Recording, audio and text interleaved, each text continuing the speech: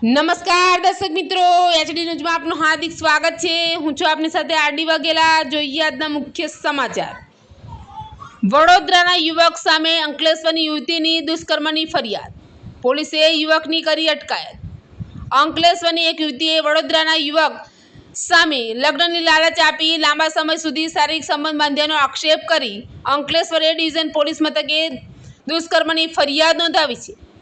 ફરિયાદના આધારે પોલીસે આરોપીની અટકાયત કરી વધુ તપાસ હાથ ધરી છે।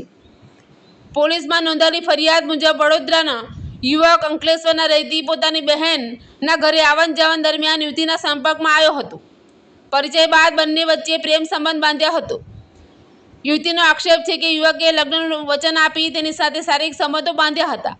ફરિયાદ અનુસાર બંને છેલ્લા અંદાજે 7 વર્ષથી પરસ્પર સંપત્તિથી લિવ ઇન રિલેશનશિપમાં રહેતા હતા।